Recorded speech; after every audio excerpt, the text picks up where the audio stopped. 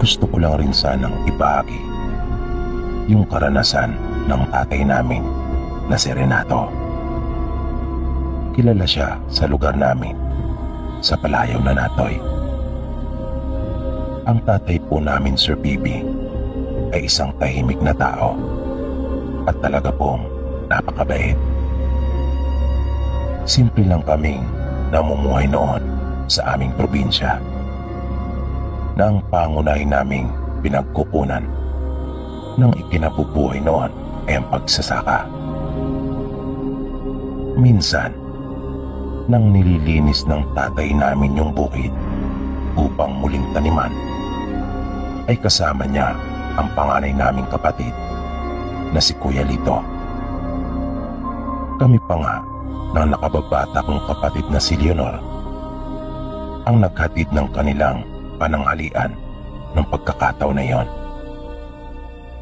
Kinahapunan ay nagulat na lang kami nila nanay nang umuwi sila tatay na mas maaga at nakita naming nanginginig ang tatay namin na tila ba ginaw na ginaw siya. Inalalayan si tatay nila kuya sa kanilang silid at doon ay pinahiga. Nang magpusisa si nanay kay Kuya Lito, ay wala naman itong maibigay na dahilan kung bakit nagkaganon ang tatay namin. Hindi rin niya alam kung ano ang nangyari. Basta ang natatanda lang daw ni Kuya, pagkatapos nilang maputol yung puno na naroon, ay naupo silang dalawa para magpahinga. Maya-maya ay bigla na lang nanakit ang dibdib ng tatay namin at bigla na ito nanginig sa matinding ginaw na ipinagtaka nga rin niya dahil sa ang taas pa ng araw na napakainit pa talaga ng mga oras na iyon. Inutusan kami noon ni nanay na magpainit ng tubig at pagkatapos ay kanyang pinunasan si tatay ng maligamgam. Nang maghahapunan na kami, kahit anong pilit namin kay tatay para kumain, ay wala itong gana. Kaya sinubukan pa itong lutuan ni nanay ng lugaw. At nang maluto ay kanyang dinala doon sa kanilang silid upang subuan si tatay. Ngunit nagulat kaming lahat sa sunod na nangyari. Bigla na lang napasigaw si nanay ng ubod lakas at natatarantang humingi ng tulong sa amin. Pagpunta namin sa pinto pa lang ay bumungad na sa amin yung isang nakakakabang tagpo. Nakita namin si tatay na nanginginig habang hawak ni nanay. Naririnig kong sinasabi ni nanay na napakainit ng katawan ni tatay. Kinukumbulsyon ito. At dahil sa iyon ang unang pagkakataon na makakita kami ng ganon, kung kaya nataranta kami at takot na takot. Hanggang sa bigla na lang huminto ang panginginig ni tatay. Ngunit mas lalo naming ikinagulat ang sumunod na nangyari. Dahil napansin naming hindi na ito umihinga. Kaya napaiyak na kaming lahat. Gulat na gulat kami dahil sa mapilis na pangyayari. Umalis ang kuya namin at ipinamalita ang nangyari sa aming mga kaanak at kaibigan. Kaya nang mga pasado 6:00 pa lang ng umaga, ay isa-isa na silang nagsisidatingan. Nung mga panahong iyon, ay hindi pa uso sa amin ang pag-iimbalsamo. Lalo pa nga, at napakalayo nung mismong lugar namin mula sa bayan. Kaya sa tuwing mayroong namamatay doon sa aming baryo, ay isang gabi lang itong pinaglalamayan at pagkatapos ay inililibing na. Kaya pagdating ng mga kaanak namin, ay sinimulan na kaagad nila yung paggawa ng kabaong para sa tatay namin. Ngunit ang tiyuy ng tatay namin na si Lolo Asyo ay hindi kumbinsido. Lalo na nang ikwento ni Kuya Lito sa kanya yung mga ginawa nila ni tatay bago pa mangyari ang lahat. Paniwala ni Lolo Asyo, hindi pa patay si tatay. Ngunit dahil sa hindi naman niya ito kayang patunayan, kung kaya ang ibang mga kamag-anak namin ay nagtirik na ng kandila. Habang si tatay naman ay inihiga na lang muna sa banig pagkat ginagawa pa yung kanyang kabaong. Na mga bandang magtatanghali na nung mismong araw ding iyon, ay niyaya na muna sila nila nanay na kumain pagkat nakaluto na siya ng pananghalian. Nagambag din noon ang ilan naming kanayon ng kanilang mga alagang hayop. Nang sa ganon ay mayroong maipakain sa mga taong magsisipuntahan doon sa aming bahay. Kaya huminto na munang sandali ang mga gumagawa ng kabaong ni tatay upang kumain. Malapit na rin namang matapos iyon. Nang kumakain na ang halos lahat ng taong naroon, ay bigla na lamang napasigaw ng napakalakas yung isa naming kanayon na si Aling Marta. Kaya dali-dali kaming napatakbo. At doon ay nakita namin si tatay na nakaupo na sa banig. Humihingal ito at tila ba hapong-hapo. Nayakap naman siyang bigla ni nanay habang ito ay umiiyak. Panay ang pagtingala ni nanay na nagpapasalamat at dininig umano ang kanyang panalangin. Humingi si tatay ng tubig na halos ubusin niya ang isang pitsil dahil sa tindi ng kanyang pagkauhaw. Namanga ang lahat ng taong naroon at halos hindi makapaniwala sa kanilang nasaksihan. Dahil doon, nang makatapos silang kumain, ay kanila na lamang sinunog yung kabaong na para sana kay tatay. Dahil din sa pangyayaring iyon, ay hindi na muna nagsiuwian ang mga taong nagpuntahan doon sa amin. Sa halip, ay nagdaos na lamang ng isang maliit na kasiyahan, bunga ng muling pagbabalik ni tatay. Na lahat ng iniambag nila ay kinatay na lahat at siyang inihanda. Masayang masaya kaming lahat at napatunayan din naming marami pala talaga ang nagmamahal sa tatay namin dahil na rin sa pagiging mabuting tao nito at husay sa pakikisama na kahit minsan ay hindi mo ito kariringgan ng masamang mga salita laban sa kanyang kapwa. Nang kami na lang ang nasa bahay, ay tinanong namin si tatay kung ano ang nangyari sa kanya. At isinalaysay naman niyang lahat ng kanyang mga naaalala. Sabi niya, para siyang nahulog sa isang napakalalim na pagkakatulog. At nagising lamang siya nang masilaw sa isang napakatinding liwanag. At nang igala niyang kanyang paningin, ay napansin niyang maraming mga tao ang nakapaikot sa kanya. Magagara ang kanilang mga kasuotan.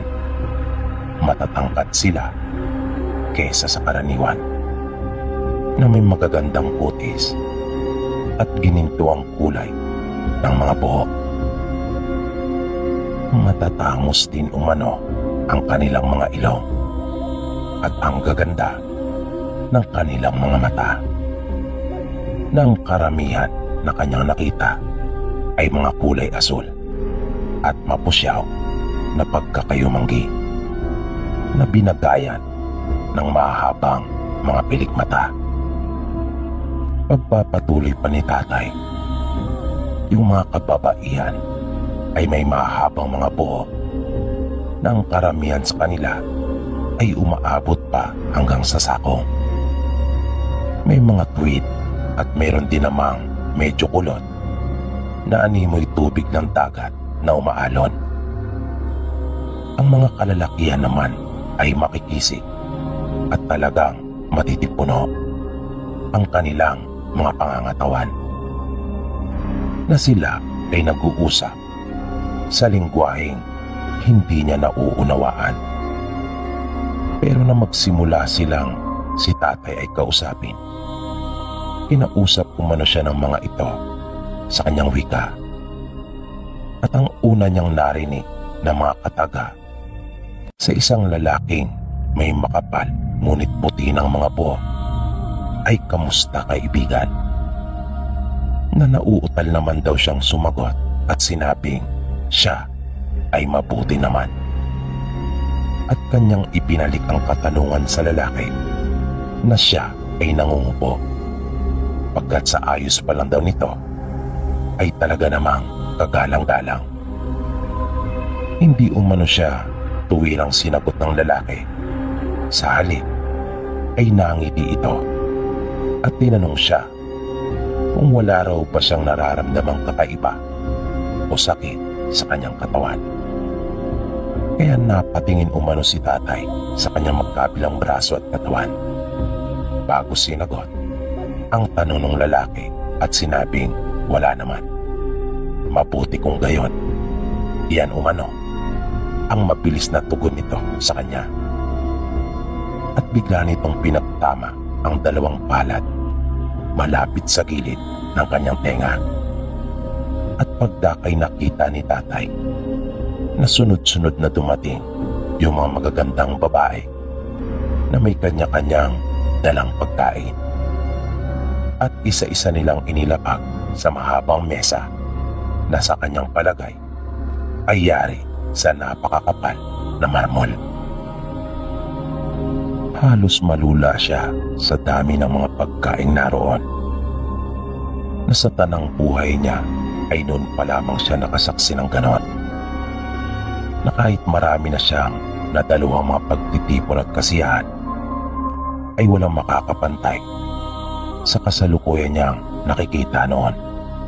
Maya-maya ay may lumapit sa kanya na dalawang matipunong lalaki na may mga nakasukpit na malalapad na itak sa magkabila nilang gilid, na namangha umano si tatay dahil sa ang lalagyan ng mga nasabing sandata ay napakaganda ng pagkakagawa na dinisenyohan at may palamuti pa ng mga pilak. Isa kasi sa libangan ni tatay ang paggawa ng lalagyan ng itak, na kanya pa talagang inuukitan ang mga ito. Kaya marami sa aming mga kanayo noon ang umahanga sa mga itak ni tatay dahil sa lalagyan pa lang ito ay maganda na, lalong-lalo na ang puluhan ng kanyang mga itak. Inalalayan siya ng dalawang lalaki palapit sa mesa, habang nakita naman niyang naupo yung lalaking kumausap sa kanya sa di kalayuan, kung saan naroon ang isang malaking upuan na napapalamutian ng ginto at mga mamahaling bato. At sa magkabila niyang gilid ay may magagandang babae na sabi ni tatay, nalaman niya nung huli na iyon pala ay yung reyna at nag-iisang anak nila na prinsesa. Nang kanya palang nakausap ay yung kanilang hari, na kahit puti na ang buhok ay maganda pa rin ang kanyang pangangatawan at mukhang napakalakas pa. Nang naroon na siya sa gilid ng mesa at nakaupo na, ay narinig niyang muling nagsalita yung hari at sinabing kumain siya ng marami, pagkat inihanda umano niyang lahat iyon para kay tatay. Habang ikinukwento ito sa amin ni tatay, ay napansin namin na ngiti siya. Pagkat naalala niyang hindi raw niya alam kung ano ang una niyang kukuhain dahil parang lahat naman ng mga iyon ay masasarap. At ang ikinagulat pa ni tatay, nang makakain siya ng mga pagkain naroon, ay may naramdaman siyang kakaiba. Parang napakagaan umano ng kanyang katawan at tila nagkaroon siya ng kakaibang lakas. Nang matapos na siyang kumain, ay niyaya siya nung hari sa labas ng kanilang palasyo. Naglakad-lakad sila sa isang hardin na nasa malapit at doon ay pinasalamatan siya ng hari na ipinagtaka naman ni tatay, kaya naitanong niya kung bakit. Sinabi ng hari sa kanya na dahil sa ginawa niyang pagputol sa puno ay humina ang kanilang kalaban at napilitang lumayo mula sa kanilang kaharian. Napakalaking bagay umano noon para sa kanyang kaharian, lalong-lalo na sa kanyang mga nasasakupan. Kaya bilang ganti ay kanya umanong persahang inimbitahan si tatay sa kanila para personal na mapasalamatan at upang pagkalooban na rin ng mga mahalagang bagay. Ngunit sinabi ni tatay na hindi naman niya sinasadya ang ginawa niyang iyon at hindi siya umaasa ng anumang kapalit. Ang inaalaala lang daw niya ay yung sinabi ng hari na nagawa niyang mapalayas yung isang uri ng engkanto sa pagkakaputol niya ng puno, na di sinasadyang nawasak niya ang tirahan ng mga ito. Tinanggihan ni tatay ang mga iniaalok sa kanya nung hari, maliban doon sa magagamit niya laban sa mga masasamang elemento na alam na rin ng hari ang maaaring mangyari.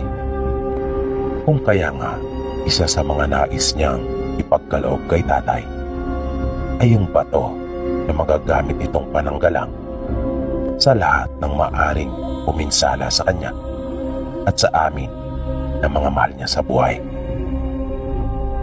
At biglang naalala ni tatay yung bato habang nagkukwento siya sa amin. At mabilis niyang ipinasok ang isang kamay sa kanyang bulsa. Nakita naming gumuhit ang isang matamis na ngiti mula sa kanyang mga labi nang kanyang ang makapayong bato na ikinukwento niya sa amin. Nang kanyang ilabas iyon ay isa lamang maliit na uri ng bato, ngunit makinis ito at bilugan, na mas malaki lang ito ng bahagya sa puto ng okra, at ito ay kulay berde. Nung mga sandaling iyon, kahit si tatay ay hindi pa alam kung ano ang totoong kalagahan nung ibinigay sa kanyang iyon. Basta ang nalalaman lang niya, magagamit niya iyong pananggalang sa mga maaaring puminsala sa kanya at sa kanyang mga mahal sa buhay. Pero natatandaan kong simula po noon, yung tahimik naming pamumuhay ay naging magulo. Na makalipas lamang ang ilang araw, ay may mga nararamdaman na kaming kakaiba sa paligid po ng aming bahay, lalong-lalo na tuwing sasapit ang gabi. Ang una naming napansin ay yung pag-iingay ng napakaraming hayop. Sari-saring hayop ang naririnig namin, na tila sila ba ay maligalig. Pakiramdam nga namin ay para kaming nasa kalagitnaan ng kagubatan. At tumitigil lamang ang mga ito kapag lumalabas na si tatay ng bahay upang magsiyasat sa kung ano ba talaga ang nangyayari. Ang isang bagay pa na ikinatakot namin ay nung maiwan kaming dalawa ng nakababatang kapatid sa bahay. Nasa may kusina ako nung mga sandaling iyon at tinuhugasan ko yung aming pinagkainan nang bigla na lang may dumaan na mga anino at nakita ko iyon sa aking harapan. Kung kaya napalingon akong bigla sa aking likuran. Ngunit wala naman akong nakita maliban sa kapatid ko na abalang-abalang nagsusulat. Pero makalipas ang mahigit 1 linggo ay doon na ipinamalas ng mga nagpaparamdam sa amin yung kanilang bagsik. Umuwi noon ang panganay namin na si Kuya Lito na idinadaing ang matinding pananakit ng kanyang ulo at para daw siyang lalagnatin.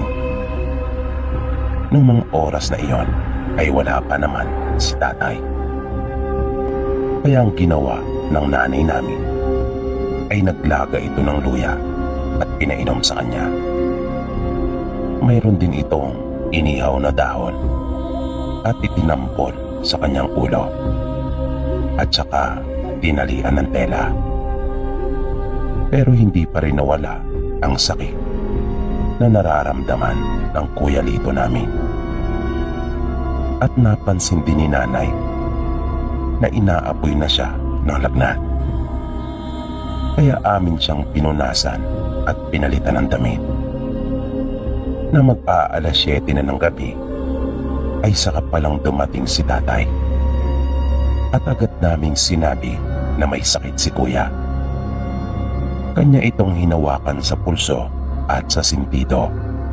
Maya-maya ay bigla na lang nagsalita si tatay ng mga katagang noon lang namin narinig habang patuloy niyang hinahawakan ng mahigpit ang kanang kamay ni kuya.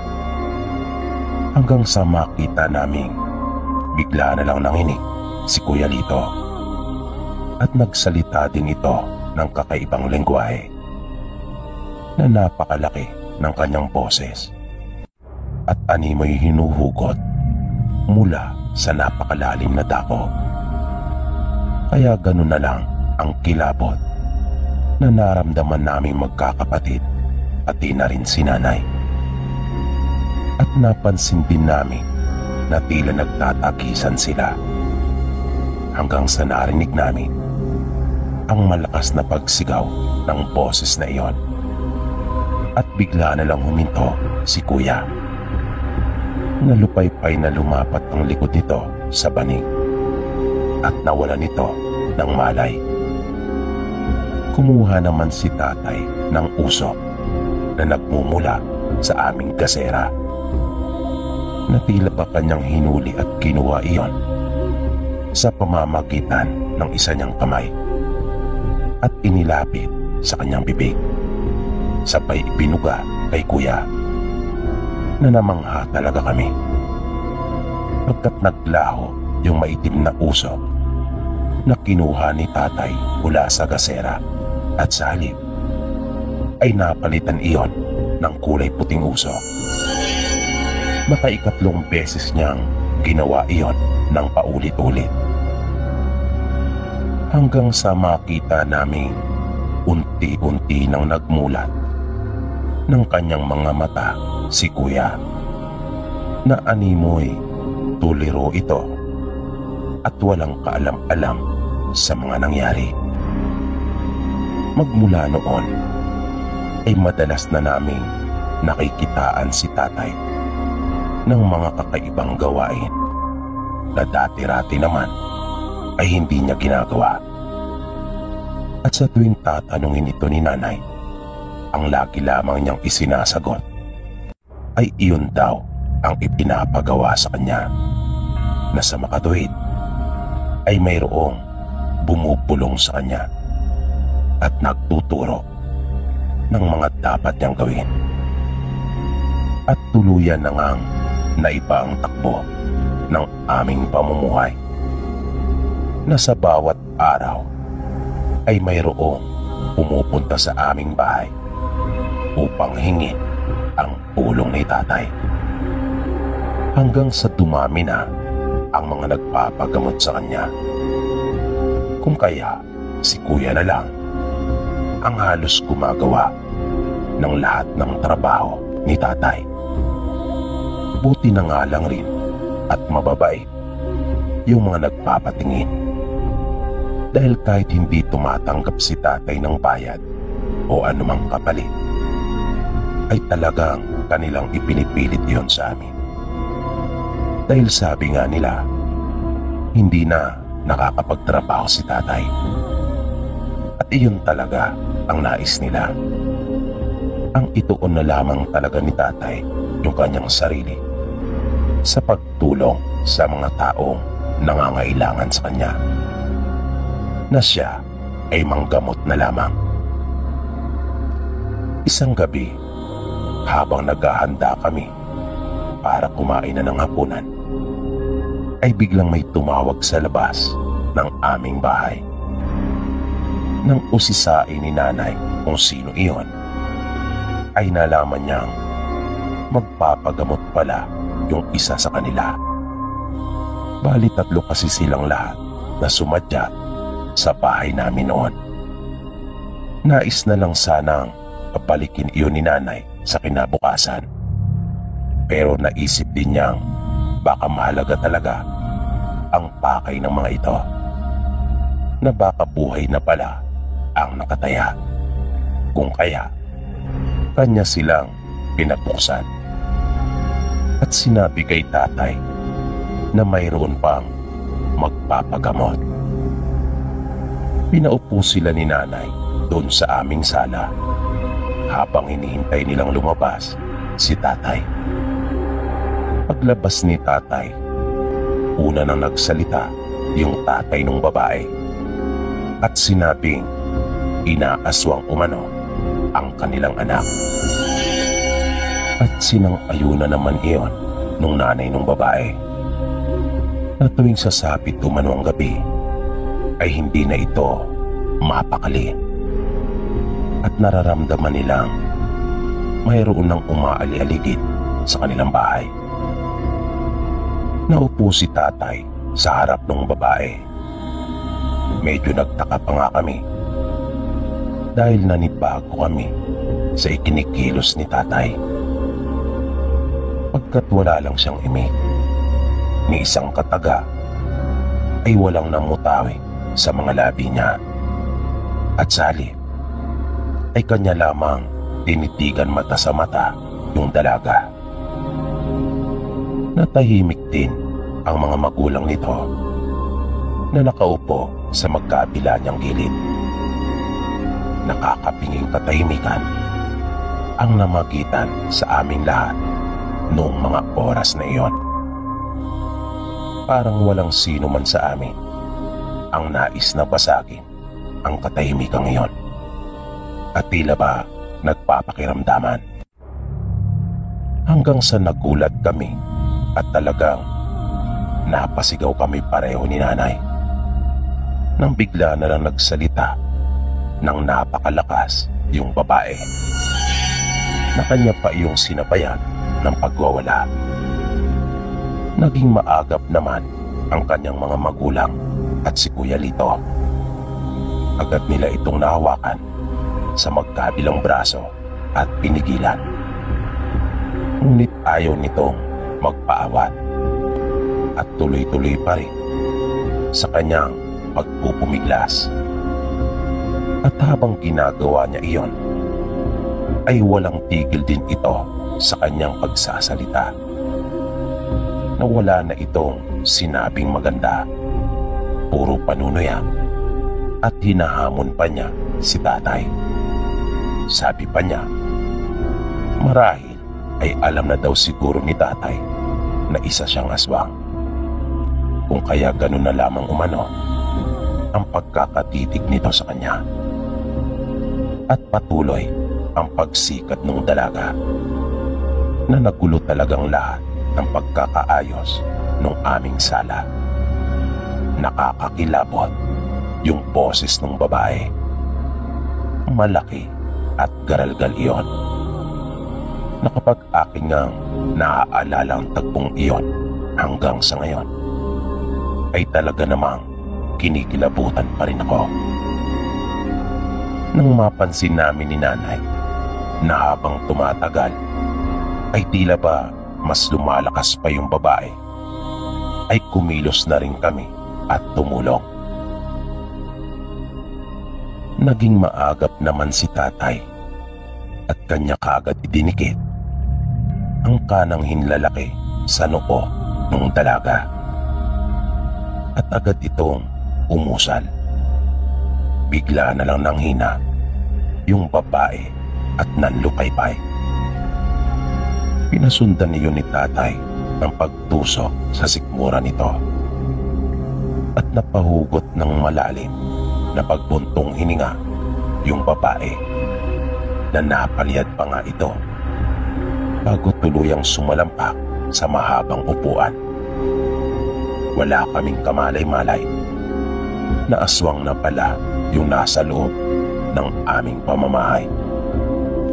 Kahit yung mga magulang ng babae ay hindi pala nilalang. Sabi ni tatay, may 3 linggo na umano itong nawaan at kanyang hinaya iyon, kung kaya isa na itong ganap na aswang. At yung kanilang napapansin na pagkabalisa nito tuwing gabi ay iyon na mismo ang katunayang aswang na ito, pagkat nakakarinig na ito ng bulong at naghahanap na ng kanyang pagkain. Nakiusap kay tatay yung mga magulang ng babae na kung maaari ay kanyang pagalingin ang kanilang anak. Hindi naman sumagot si tatay, pagkat ayaw niya silang paasahin. Sa halip ay tumalikod muna itong sandali at kanyang binuksan yung bintana namin. At nakita namin tila mayroon itong kinakausap na para bang kanya iyong sinasangguni, ngunit wala naman siyang kaharap. At makaraan ang ilang sandali ay hinarap na niyang muli yung dalaga. Kitang-kita namin na iniangat ni tatay ng bagya ang kanyang isang palad. At pagkatapos ay bigla na lang niya iyong ikinumpas na para bang may kinuha mula sa hangin. Habang nakatikom pa rin ang kanyang palad, ay hiningi naman niya kay nanay yung bote ng langis. At nang iabot na iyon sa kanya, ay agad na binuksan ang takip at ibinukas ang kanyang palad. At doon ay nakita namin yung 3 mga buto na kulay puti at kanya iyong inihulog sa loob ng boteng may langis. Napansin naming bigla iyong kumulo at tila ba naragdagan ang dami noon. Maya-maya pa, nang humupa na ang pagkulo noon, ay kanyang itinuwat ang bote sa kanyang palad at kumuha ng langis. Inutusan niya ang mga magulang ng dalaga na iangat ang pang-itaas nitong damit at pinahira ni tatay ang sikmura nito na binibigyan niya ng diin ang sa may bandang kalagitnaan noon. Hanggang sa bigla na lang napabalikwas yung babae at sumuka. Napansin namin na ang unang inilabas nito ay napakalapot ng mga likido. At sa patuloy niyang pagsuka, ang sunod naman niyang inilabas ay yung mga buo-buong laman na kulay itim na tila ba may nakahalong buong dugo sa mga gilid noon. Nang tumigil ang babae, ay talagang latang-lata ito. Kinuha ni tatay yung isa sa mga puting buto na nakababad sa langis at kanya iyong sinubo sa babae. Inutusan niya itong lunukin iyon para sa agaran niyang paggaling. Sinabi din ni tatay na hayaan muna itong makapagpahinga. Kaya naglabas kami ng unan upang makahiga ito ng maayos doon sa mahabang upuan. Binantayan naman siya ng kanyang mga magulang. Napansin ko na bigla nang umaliwalas yung mukha ng babae at doon na lumitaw ang tunay na ganda nito. Ibang-iba na siya kumpara ng una itong dumating, na masasabi mo talaga na may kung anong itim na kapangyarihang bumabalot dito. Nakakatakot yung kanyang mukha na nangingitim pa yung palibot ng kanyang mga mata. Matapos yung ginawa niyang panggagamot doon sa babae na hinawaan at kalaunan nga ay naging aswang, ay nagpatuloy pa yung mga kababalaga na amin pong namalas. Naging tanyag din po ang tatay namin sa aming lugar dahil sa panggagamot niya sa mga nakukulam. Sa dami ng mga nagpagamot sa kanya noon, ay masasabi kong nakita ko na yata lahat ng mga kasamaan ng mga mangkukulam. May nagpagamot noon kay tatay na halos balutin na ng sugat na nagnanaknak yung buong katawan ng lalaki. Nakakaawa po talaga yung kalagayan niya. Hindi siya nakakatulog at makakain. Kung kaya sobrang payat na niya. Kahit nga ang umupo man lang ay nahihirapan siya, bunga ng mga sugat na ibinigay sa kanya. Pero sa kabutihang palad ay napagaling siya ni tatay. Ang natatandaan kong ginawa sa kanya noon ay pinunasan ng langis ang buo niyang katawan. Doon pa nga pinahiga yung lalaki sa isang silid na ginawa ni tatay para sa mga ganong kondisyon. At sa tuwing magsasagawa si tatay noon ng panggagamot, ay lagi namin siyang nakikita na umuusal ng mga salitang hindi maintindihan. At kapag malakas ang kanyang nakakarap, ay nakikita din namin siyang mayroong kinukonsulta. Pero ni minsan ay hindi talaga namin iyon nakita. Dahil sa ginagawang panggagamot na iyon ng tatay namin, ay tila nakagawa naman siya ng maraming mga kaaway. At isa na dito yung angkan ng mga aswang na naninirahan sa ibang bayan, pero sakop pa rin ng aming lalawigan. Nag-umpisa yung banggaan nila tatay nang may lumapit sa kanya at hiningi ang kanyang tulong. Ang problema ay hindi nila kayang dalhin yung kanilang kaanak dun sa bahay namin. Dahil sa kalagayan nito, na lubang napakalayo pa ng sa kanila. Kung kaya walang ibang paraan, kundi ang si tatay na mismo ang kailangang pumunta doon sa kanilang lugar. Mga hapon na sila dumating sa bahay namin noon. Kaya nagpasya si tatay na kanya na munang tatapusin yung panggagamot at gabi na sila aalis. Dahil sa mga gayong oras ay wala na nagpapagamot. At ganun nga ang kanilang ginawa. Isinama ni tatay si Kuya Lito at isa naming kaanak na pinsan din ni tatay. Mga mag-aalas 8 na ng gabi nang sila ay umalis sa amin. at may lalakarin pa sila papunta dun sa kalsada kung saan naroon naman ang sasakyan nung magpapagamot kay tatay. Kwento nila kuya, halos 5 oras yung kanilang naging biyahe at mabilis pa umano noon ang pagpapatakbo ng driver. Ibig sabihin lang ay talagang napakalayo ng kanilang pinuntahan. Nang dumating nga raw sila doon ay pasado 2:00 na ng madaling araw.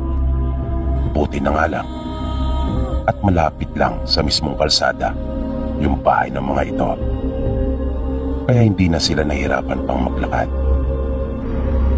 Pagdating nila doon sa bahay ay nakita kaagad nila yung sitwasyon nung gagamutin ni tatay.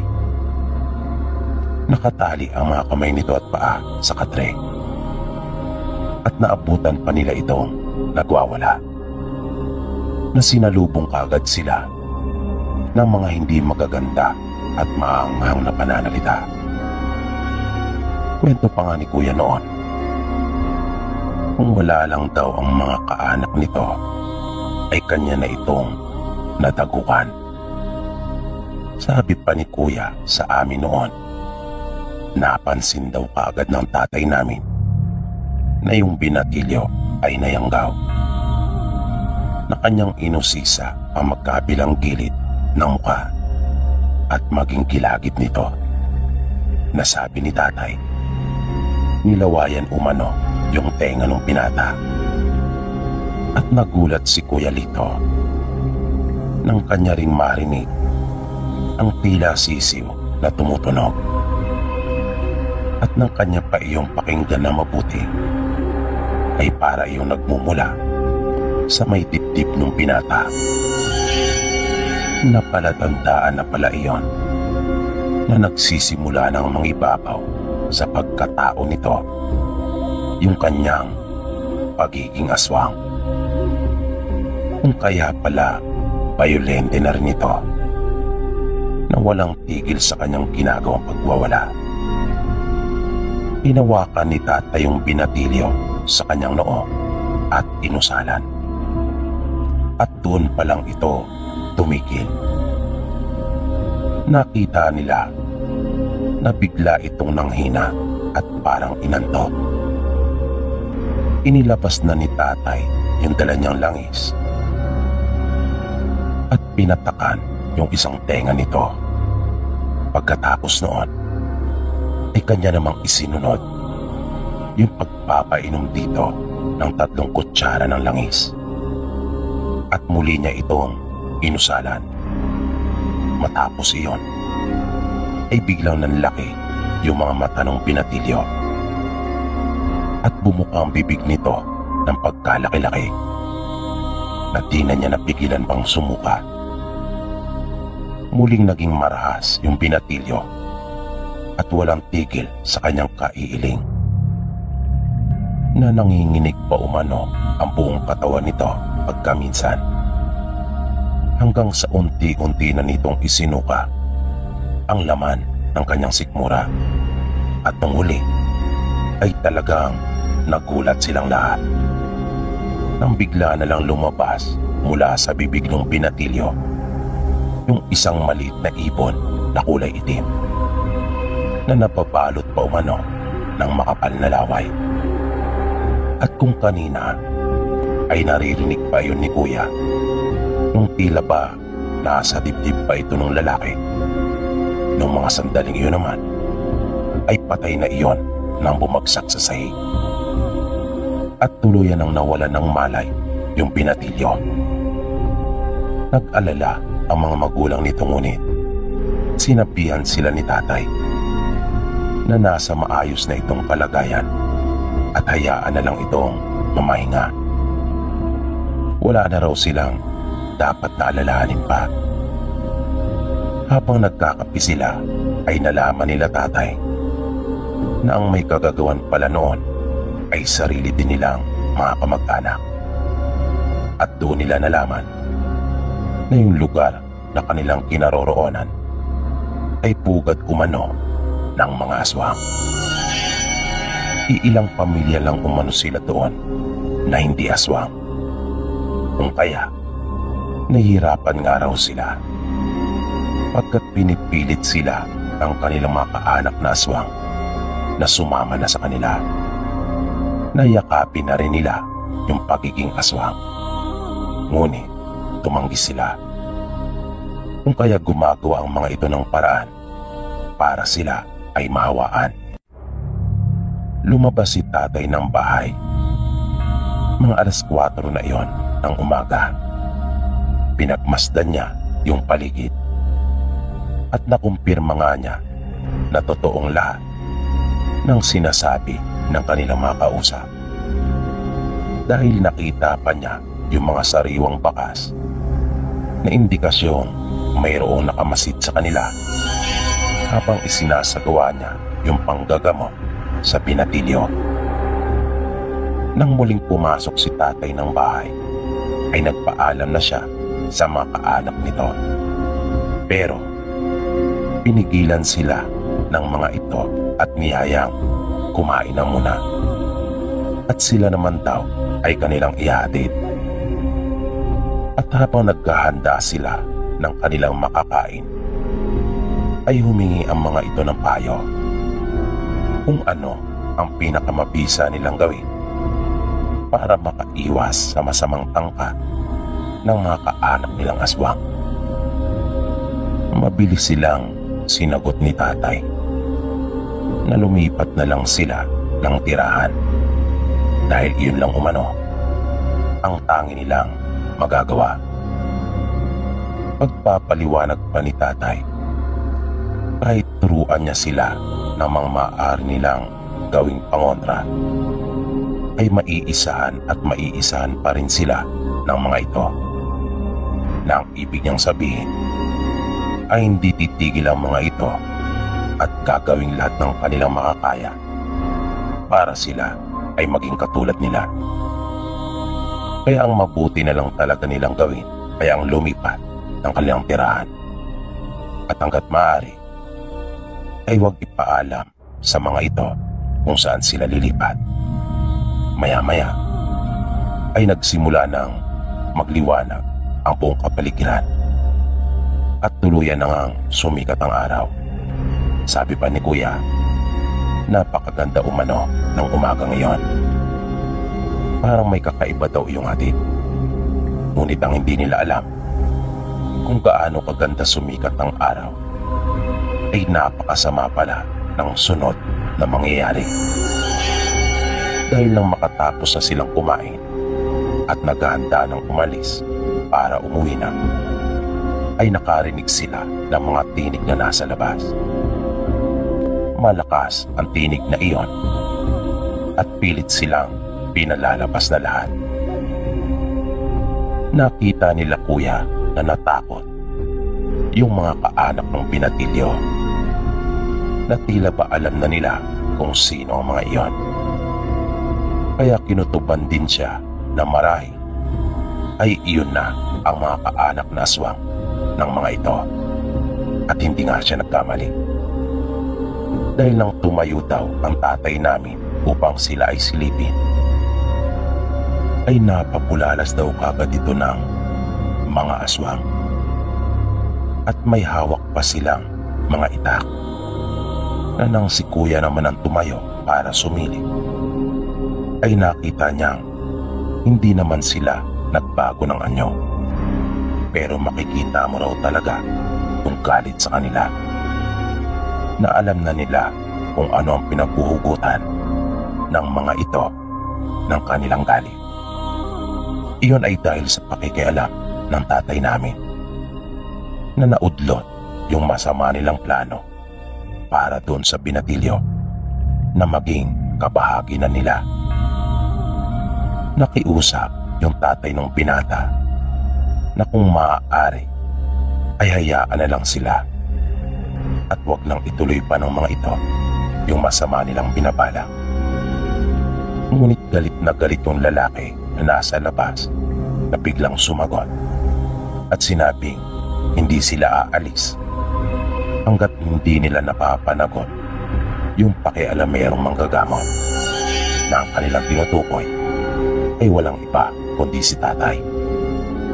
Nang gagalaiti naman si kuya, nalabasin na ang mga ito nang kanyang marinig yon. Ngunit pinigilan siya ni tatay. Gayon din ang naramdaman ng pinsan ni tatay. Kinuha na nga nito yung kanyang itak at sinabing kanila na raw labasin ang mga aswang. Na nang makita nung nanay at mga kapatid ng binatilyo yung matalas na itak ng pinsan ni tatay, ay napasigaw talaga ang mga ito sa takot. Pero nagsalita si tatay at sinabihan itong ibalik ang kanyang itak sa lalagyan nito. Hindi pa raw iyon yung tamang pagkakataon. Lalabas daw siya at sumunod lamang silang dalawa ni kuya sa likod nito. Susubukan daw niyang sila ay kausapin. At dahil nagtitiwala sila kay tatay, kung kaya, pumayag naman ang kanyang pinsan. At ganun nga ang kanilang ginawa. Lumabas si tatay ng bahay. Habang nakasunod naman sa kanya, sila Kuya Lito at si Tio Ilo. Agad daw nagtanong yung lalaki kay tatay kung siya raw ba yung manggagamot. Tumango naman si tatay at sinabing siya nga. Muling nagtanong yung lalaki at sinabing gusto na raw ba niyang mamatay. Hindi raw ba niya alam na ang lupang kinatatayuan nila ay lupa ng mga aswang? At bakit raw siya nakikialam? Mahinahon namang sumagot si tatay at sinabing ginawa lang niya ang dapat niyang gawin. Tungkulin niya na magpagaling ng mga taong may karamdaman. Tulad daw nila na ang kanyang tinutukoy ay yung mga aswang na may tungkulin din silang manghawa at pumatay ng mga tao. Kaya wala siyang nakikitang problema doon, sabi pa ni tatay. Kaya kanila na lang gawin ang dapat nilang gawin. At gagawin rin niya yung dapat naman niyang gawin. Panandalian umanong hindi nakapagsalita yung lalaki. Natameme umano ito at parang napahiya. Na tila ba wala na itong maisip na maaari niyang sabihin para kontrahin ang mga sinabi ni tatay. Na napalingon pa ng ilang beses sa kanyang mga kasama na nasa kanyang likuran. Pero maya-maya ay bigla itong nagsalitang muli at sinabing gusto ba raw nilang sila ay kanilang katayin. Sumagot si tatay at muling sinabi sa mahinang boses na tulad nga raw ng sinabi niya ay kanila na lang gawin kung ano ang ibig nila at kanya din namang gagawin ang dapat niyang gawin. At napasigaw ng malakas yung lalaki na tila ba lalo pa itong nagalit at iniangat na yung kanyang itak. Ngunit hindi man lang natinag si Tatay Natoy. Kwento pa nga ni Kuya Lito sa akin noon na natili lang ang tatay namin sa kanyang pinatatayuan na hindi man lang gumalaw ng bagya o nabahala. Habang sila naman ang tiyuhin namin na si Tio Ilo ay susugod na rin sana. Ngunit nagulat sila sa kanilang nakita. Tila batong nanigas yung lalaki at nanatili lamang ito sa kanyang ayos na nakataas ang isa niyang kamay na may hawak na itak. Na ang tangi lang daw narinig nila Kuya Lito noon ay yung mahinang tinig ng aming ama na ito ay bumubulong. Manghang-mangha sila kapwa ni Tio Ilo at napansin nilang hindi lang sila ang hindi makapaniwala sa kanilang nakita. Maging yung mga kaanak ng lalaki na kanyang kasama ay nagulat at biglang napaatras. Nagdalawang isip silang sumugot pagkat naisip nilang baka sila naman ang sunod na manigas at maging parang estatwa. Napalingon si Kuya Lito sa kanilang likuran at nakita niyang maging yung mag-anak ng pinatilyo na ginamot ng tatay namin ay napasilip na rin. At maging sila ay hindi makapaniwala sa kanilang nasaksihan. Kaya sa halip na sumugod, ang ginawa na lamang nila Kuya Lito ay mag-abang. Takang-taka yung lalaki sa kung ano ang biglang nangyari sa kanya. Na ang tangi lang niyang nagagalaw ay yung kanyang mga mata at bibig. Katakot-takot na di magagandang pananalita ang pinawalan nito. Bagay na lalong hindi nagustuhan ni Tatay Natoy. Kung kaya, muli itong umusal at maya-maya pa ay nakita nila Kuya Lito na animoy pinipilipit yung mga labi ng lalaki at pilit iyong pinagsara nang wala namang humahawak sa kanya. At nang ayaw pa rin itong tumigil sa kakasalita, kahit gano'n na ang ginawa sa kanya, ay napansin nila Kuya na ibinukang muli ni Tatay yung mga labi ng lalaki. Ngunit sa pilitan namang pinalabas ang dila nito na para ba yung hinihila.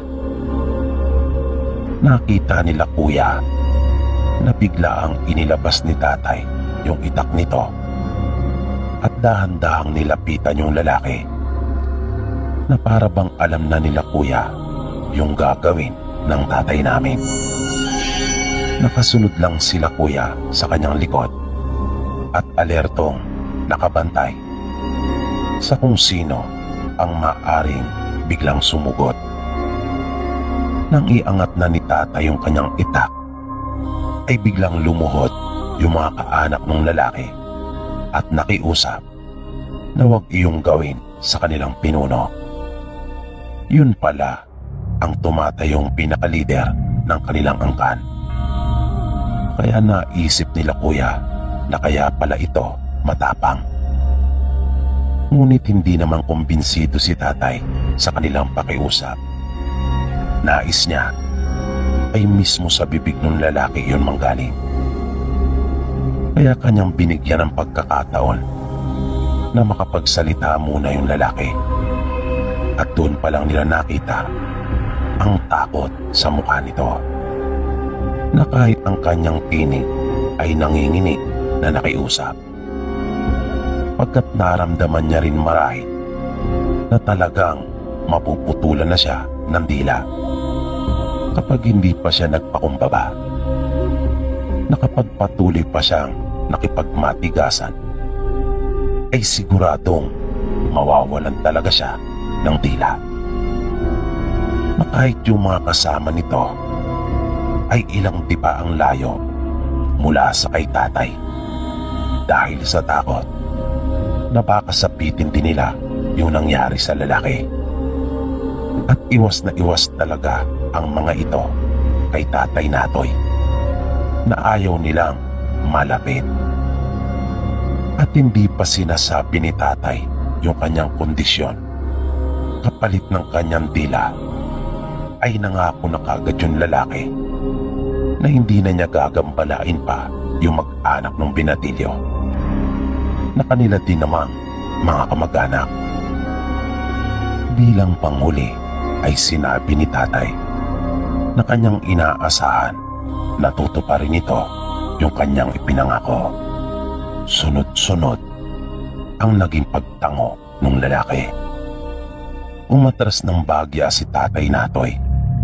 Muli itong umusal at sa isang kumpas ay bigla na lang tumalsik ang hawak na itak ng lalaki, na ikinagulat nilang lahat. Sabi pa ni Kuya Lito, nagtatayuan na daw ang kanyang mga balahibo sa katawan sa dami ng mga kababalagang kanyang nasaksihan noong mga sandaling iyon. Matinding paghanga rin umano ang kanyang naramdaman para sa aming ama. At pagkatapos na tumilapon yung itak, ay malaya nang nakagalaw yung pinuno ng mga aswang at nagmamadali na silang umalis. Matapos iyon, ay pumasok na silang muli sa bahay at nagpaalam na.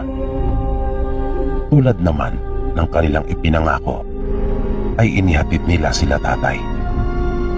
Pero bago sila maghiwalay, ay muling ipinaalaala ni Tatay Natoy sa tatay ng binatilyo na sila ay lumipat na ng kanilang tirahan. Sumang-ayon naman ito at sinabing maghahanap kagad siya ng kanilang malilipatan. Ngunit ng sumunod na araw ay nagulat kami nang makarating sa amin ang balita ukol sa isang mag-anak na minasakir umano sa isang bayan. At nang amin pang alamin ang tungkol doon, ay nalaman namin nila tatay na iyon pala yung mag-anak na kanilang pinuntahan. Hindi akalain ni tatay na gagawin nila iyon sa sarili nilang katugo, na hindi na nila hinangad na hawaan pa ang mga ito, kundi kanila na talaga silang pinaslang. Nakaramdam ng galit si Tatay Natoy pagkat hindi tumupad sa kanilang usapan yung lalaki.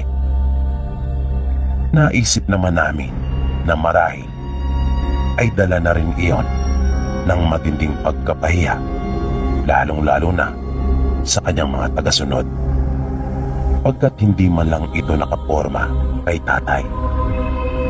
Kaya nakonsensya si Tatay Natoy pagkat naisip niyang malaki ang kinalaman niya kung bakit nangyari yon sa mag-anak. Kaya inako ni tatay yung masaklap na sinapit ng mag-anak na iyon. At napansin naming hindi siya matahimik, na kahit yung kanyang panggagamot ay naapektuhan na. Hanggang sa isang gabi ay nagpasya na si tatay na magpuntang muli doon sa lugar na iyon. Nagpasama siya sa isa niyang pinsan na mayroong motor. At kahit luma na ang nasabing sasakyan nito, ay nagawa naman nilang makarating ng maayos sa kanilang destinasyon. Ang problema lang ay pinaiwan ni tatay ang kanyang pinsan doon sa kalsada at mag-isa lang itong pumasok doon. Kaya hindi namin alam kung ano ang eksaktong nangyari. Pero kwento ng pinsan ni tatay, matagal din siyang naghintay doon sa gilid ng kalsada. At papasikat na ang araw nang dumating sila sa bayan namin. Hanggang sa pumutok na lang ang balita ukol sa 3 kataong namatay sa bayan na iyon. At pinaslang ang mga ito na oras lang ang pagitan. At mula noon ay napansin namin muli nang nanumbalik yung dating sigla ni Tatay Natoy.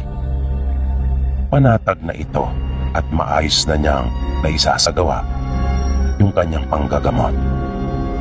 Kaya malakas ang kutob naming na ipagiganti na niya yung mag-anak nung binatilyong kanyang ginamot, na pinaniniwalaan naming siya ang kumitil sa pinunong aswang at sa dalawa nitong pangunahing pinagkakatiwalaan. At hindi pa dyan nagtapos yung mga naranasang pakikipagsapalaran ng tatay namin. Dahil makaraan lamang ang ilang araw, ay isa na namang dalaga ang dinala sa bahay namin. At ipinapakiusap ng kanyang mga magulang na ito ay magamot ni tatay. Ayon sa mga magulang nito, sinasaniban naman ang kanilang anak. At nakita nga namin na ito ay puno ng maraming latay at sugat, na sabi ng mga magulang nito ay basta na lang nila nakitang lumitaw ang mga iyon sa katawan ng babae. Pagkukwento pa nila, nagsimulang magkaroon ng pagbabago sa ikinikilos nito nang minsang umuwi galing sa kanyang paaralan. Dire-diretso daw itong pumasok sa kanyang silid na hindi man lang umimik.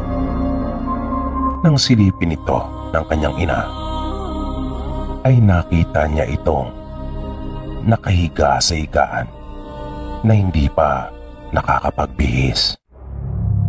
Hinayaan lang naman daw niya ang kanyang anak pagkat naisip niyang marahil ay pagod na pagod ito. Nang kakain na sila ng hapunan, ay kanyang binalikan ang kanilang anak upang gisingin at nang sa ganon ay makakain na rin kasabay nila. Ngunit nagulat na lamang ang nanay ng dalaga nang makita niya ang kanyang anak na nasa sulok at umiiyak. Kaya kanya itong nilapitan upang tanungin kung ano ang nangyari. Ngunit bigla siyang napaatras at nabigla nang makita ang nakakatakot na itsura ng kanyang anak. Namumutla ito na nangingitim ang palibot ng kanyang mga mata at nakita rin niyang nanginginig ang mga kamay nito. Kaya napasigaw na siya at tinawag ang asawa. Pumasok din sa silid ang dalawa pa nilang anak upang alamin kung bakit napasigaw ang kanilang ina. At nakita nga nilang lahat na nakasalampak sa isang sulok si Cora. Ito yung pangalan ng dalaga.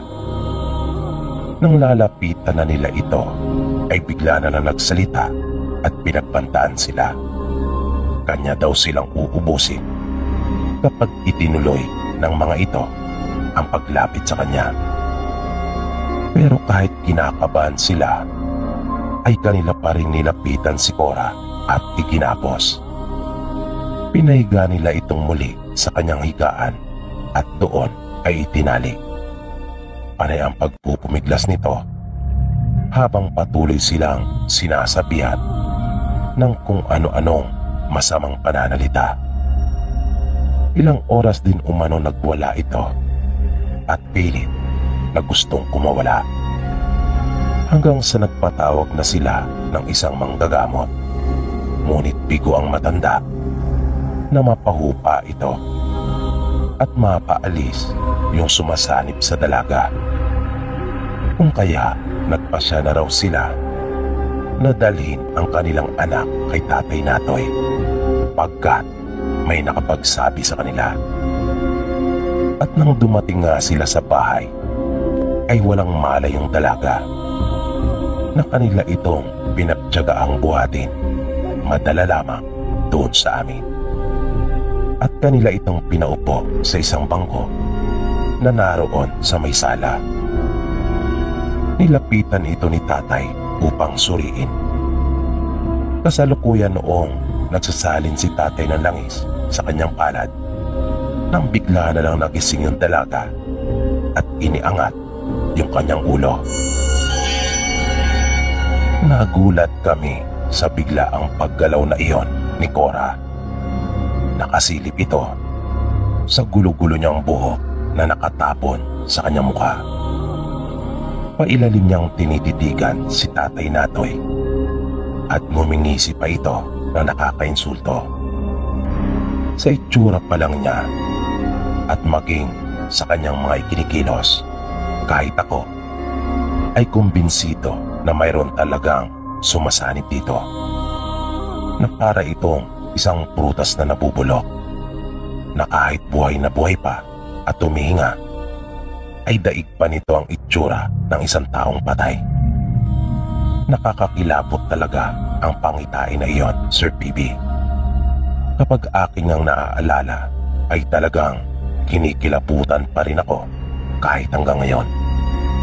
Lalo na kapag humingisi ito na kanya pang inilalabas pagkaminsan yung mahaba niyang dila at lumilitaw yung mga nabubulok niyang ngipin. Nang hindi ito pinapansin ni tatay sa kanyang mga ginagawa, ay bigla itong nagsalita. Si tatay noong mga sandaling iyon ay inuusala na yung langis na isinalin sa kanyang palad. At narinig namin yung mahaba at narinig namin yung mababa at malaking boses nito na kanyang tinutuya si tatay. Ngunit hindi naman ito nagpapapekto. Patuloy lang rin si tatay sa kanyang ginagawa. At nang makatapos sa kanyang orasyon, di pa tapos sa pagsasalita yung babae, ay hinawakan na ito kagad ni tatay sa kanyang ulo at idiniin ang isang hinlalaki nito sa noo ng dalaga. Biglang napangiwi si Cora at nanghina. Nanlupaypay itong bigla na animoy lantang gulay na napasadal sa kanyang inuupuan at paminsan-minsan ay gumagalaw ito na animoy kinukuryente na napapaangat talaga ang kanyang katawan. Hanggang sa bigla nitong hinawakan ng kanyang dalawang kamay ang isang braso ni tatay at pinipigilan siya nito at para bang nakahugot uli ng lakas na biglang nagwala. At nakita naming inilabas nito yung kanyang dila na tila ba mas lalo pa yung humaba. Sa totoo lang po, doon pa lang ako nakakita ng ganon at hindi po talaga ako makapaniwala na sa haba noon ay halos pumulupot iyon sa braso ni tatay, na nang pahiran iyon ni tatay Natoy ng langis ay kitang-kita namin na iyon ay umusok at mabilis na bumalik sa dati noong laki pabalik sa bibig ng dalaga. Doon ako naniwala na totoo palang nangyayari yung mga ganon, na sa mundo nating ito ay walang imposible at marami pa talaga tayong hindi nauunawaan. Sunod-sunod nga ang mga kababalaghang aming nasaksihan noon dahil sa pagtataglay ni tatay ng mga kakayahan. At isa na nga dito yung tungkol sa nangyari kay Cora, na hindi lang yata basta engkanto ang sumanib dito, kundi isang dyablo. Base sa narinig kong kwento ng kanyang mga magulang noon kay tatay, isa sa mga nakikita nilang dahilan ay yung pagkakaroon nito ng depresyon dahil na rin sa madalas nilang pag-aaway na mag-asawa. At lubhang naapektuhan si Cora sa tuwing nagbabangayan sila. At sa mga ganong pagkakataon, sumasalisi ang mga demonyo. Sinasamantala nila ang kahinaan ng mga tao, lalo na yung mga napupuno ng galit ang mga puso. Gayun din yung mga isip na tuliro na wala sa tama, hustong pag-iisip, bunga ng mga problemang bumabagabag sa kanila. Kaya tinandaan ko talaga yon noong mga oras na iyon. At sinabi ko sa aking sarili na hindi ako padaday sa mga problemang makakasagupa ko sa buhay. At simula rin po noon ay mas lalo pa akong naging mapanalanginin. Sa tuwing dumarating ako sa mga matitinding problema, ay nananalangin po talaga ako. Hanggang ngayon po ay ganyan ang aking ginagawa, nang upang sa ganon ay walang pagkakataon ng dyablo na makapasok at makasalisi. Dahil napakahirap po kapag naranasan ng sino man yung tinanas ni Cora. Buti na nga lang at nadala nila siya kay Tatay Natoy. Pero hindi rin po iyon naging madali para sa tatay namin. Tandang-tanda ko pa po yung mga nangyari noon. Bukod sa biglaan at panandali ang paghaba ng tila ni Cora, ay namalas din namin yung kakaiba niyang lakas, na kahit sa balingkinita nitong pangangatawan ay nagagawa niyang maisalya yung nanay at tatay niya, na yung nanay pa nga niya ay napakalaking babae. Mataba po talaga ito, ngunit kayang-kaya niya. Nasa palagay ko, kung hindi nagawang maorasyonan ni tatay, ay hindi talaga nila kakayanin itong mapigilan at masasaktan talaga sila. Ang isa pang kapansin-pansin nung mga sandaling iyon, habang lumilipas ang oras ng kanilang gamutan, ay lalo namang nag-iiba ang itsura ni Cora. Nakita kong nagbibitak-bitak na yung kanyang mga labi, at parang papel na nagkakaroon ng punit yung kanyang mga pisngi, at yung kanyang kulay ay mas maputla pa, na akala mo ay wala na itong dugo sa katawan. Wala rin itong tigil sa kanyang ginagawang pagwawala.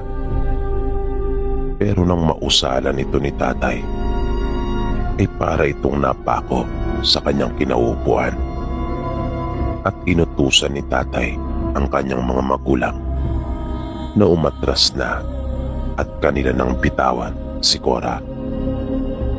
Pero kahit hindi na ito makagalaw, ay hindi naman tumitigil ang bibig nito sa kakasalita ng mga bagay na hindi katanggap-tanggap, na lalo lamang nagpapatibay na dyablo nga talaga ang sumasanib sa dalaga noong mga oras na iyon, pagkat ganon ang asal ng isang dyablo. Nakita din namin yung kanyang mga daliri sa kamay na nawawala na iyon sa normal na forma. Ganon din yung kanyang leeg. Nakikilabutan kang talaga, pagkat para ng balik ang buto noon na nag-uugnay sa ulo. Maging yung kanyang buhok ay nagtatayuan at tila ba gumagalaw na mag-isa. Gumagalaw ang mga iyon ng kusa sa iba't ibang direksyon.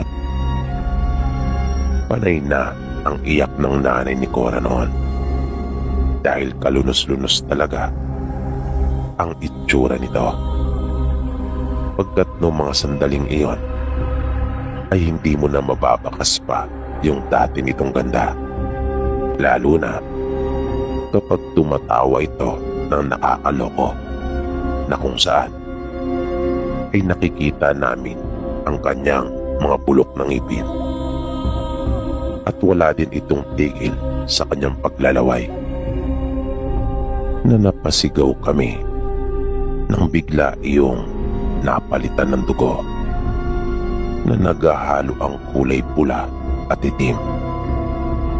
At nang huminto itong bigla, ay kanyang tinitigan si Tatay Natoy, at nakakakilabot ang mga mata nito, na halos puti na lang ang aming nakikita. At sa kanyang pagkakatitig kay tatay, ay kanya itong nginingitian. Lahat na yata ng naisip nitong paraan para guluhin at kunin ang atensyon ni tatay ay kanya nang ginawa. Ngunit patuloy lang si Tatay Natoy. Bumibigkas ito ng mga hindi maunawaang kataga. At kahit pa halos idultol na ni Cora yung kanyang mukha kay tatay, na iyon lang naman ang tangi niyang magagawa, pagkat hindi niya maigalaw ang kanyang katawan.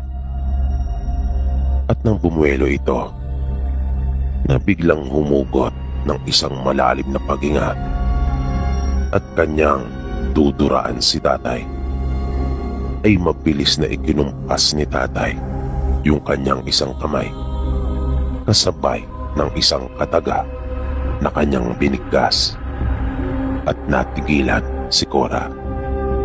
Bigla itong nahirinan na hindi niya iyon nagawang maibuga kay Tatay Natoy at kanya iyong nalunok na lahat. Galit na galit ito at panay ang pagtutungayaw.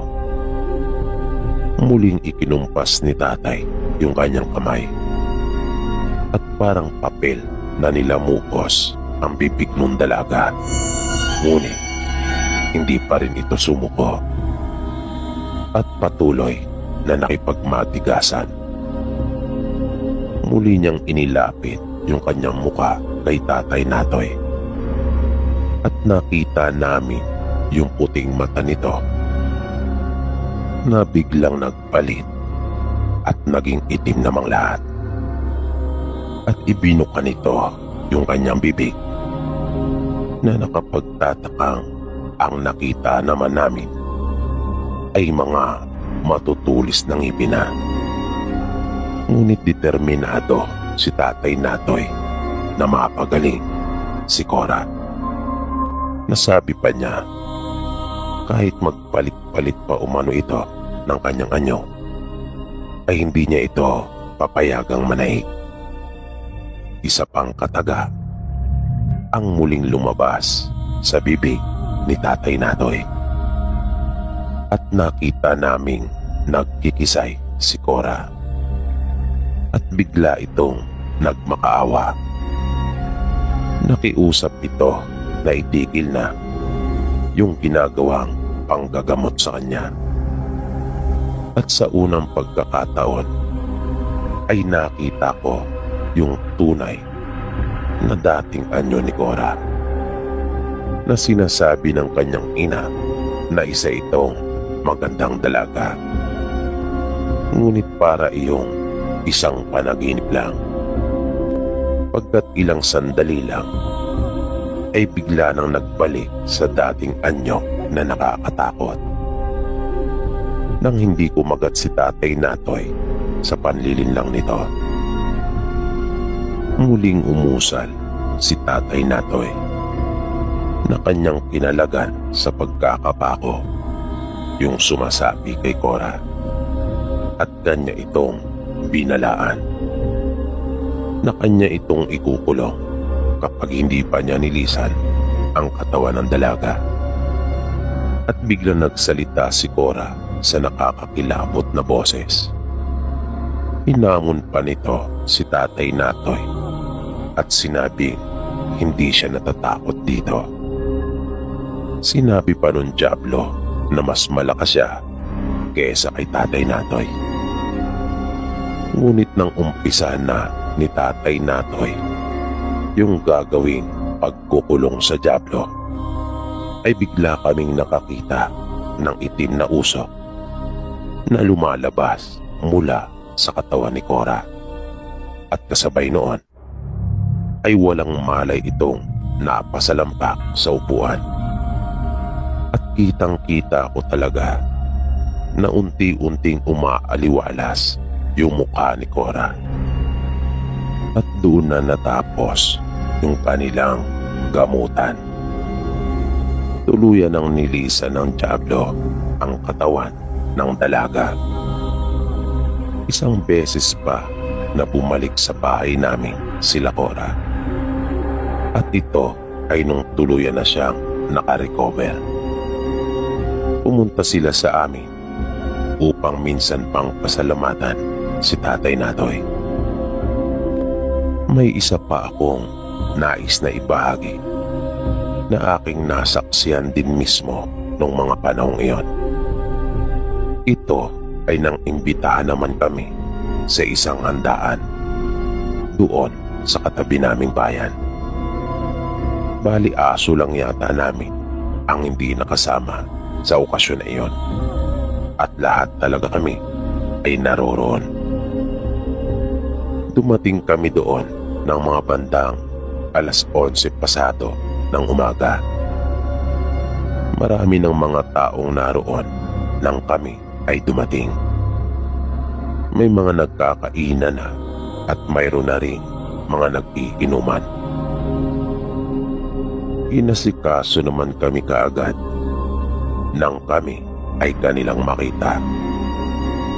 Bali ang natatandaan kong nagyaya sa amin noon doon ay pinsan rin mismo nila tatay. At ang nagdiriwang ay kamag-anak ng asawa ng pinsan nila. May ilan din kaming mga kakilala na naroon sa pagtitipon na iyon. At marami sa mga taga roon ang nakakakilala na rin kay tatay. Pagkat medyo kilala na rin si Tatay Natoy noong mga panahong ito dahil na rin nga sa kanyang panggagamot. Masayang masaya ako nung araw na iyon dahil lahat ng nakikita ko nung mga oras na iyon ay pawang masasaya. Kaya hindi ko talaga akalain na isa palang malagim na pangyayari ang magaganap nung mismong araw na iyon. Si Tatay Natoy ay umiinom din naman, pero bibihira. Pagkat hindi naman talaga siya manginginom o masasabing mahilig sa alak. Pero dahil sa pakikisama kung kaya, pinaunlakan niya yung pagyaya sa kanya nung isang taga roon. At nakiupo din siya doon sa umpukan ng isang grupo ng mga kalalakihan. Ako naman nung mga oras na iyon ay katabi si nanay habang siya ay nakikipagkwentuhan. Na makaraan lamang ang halos wala pang kalahating oras ay bigla na lang nagkagulo. Napalingon kaming bigla nang marinig namin ang sunod-sunod na malalakas na hiyawan ng mga tao. At nakita naming may nakabulagtana na isang lalaki at ito ay tuguan. Kaya napatayo kami ni nanay upang alamin kung ano ang nangyayari. At nakita ko kaagad si Kuya Lito na naroon at nasa tabi ni tatay na pinapalibutan sila ng 3 kalalakihan. Napasigaw kami ni nanay at hinikayat yung mga taong naroon na sila tatay ay kanilang tulungan o kahit awatin man lang. Ngunit atubili din sila dahil may mga hawak ng itak yung mga lalaki. Muling sumigaw si nanay at sinabing kahit hagisan man lang ng itak yung kanyang mag-ama.